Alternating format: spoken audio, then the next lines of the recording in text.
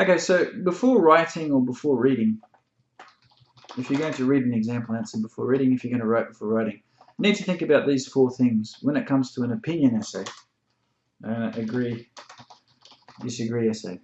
You have to think about what the general topic is, what the actors are, what the specific actions and extra information are connected with the actor or actors, and if there are any keywords, and perhaps one more there.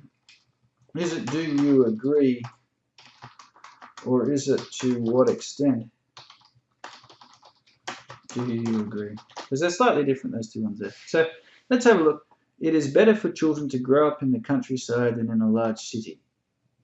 So the general topic is about where to grow up. Yeah? The actor is it's better for children. So this is pretty important because some people might start talking about, like, you got children, some people might start saying, like, people. You understand? And if you start saying stuff like, it's useful for people to live in the countryside, it's not connected to the specific topic.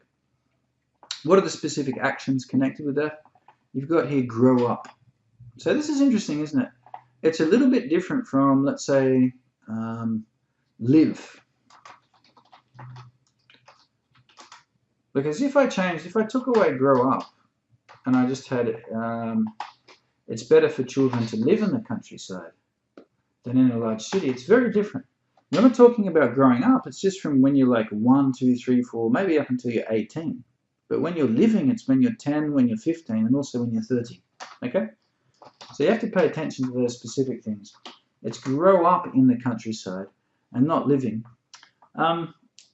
Extra information here would also be perhaps large city. That's another little point there. It's not just a city, it's a large city.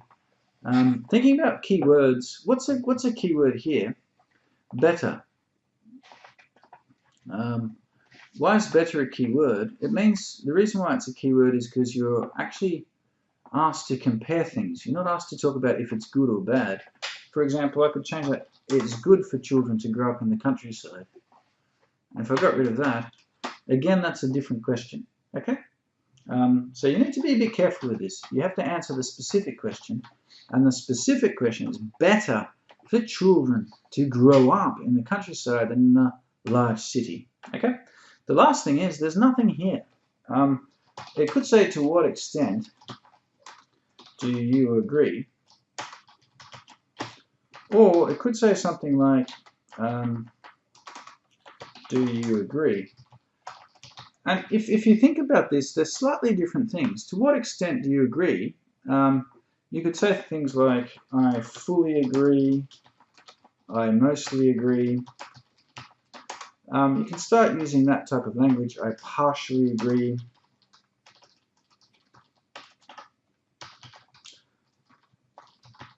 I partially agree.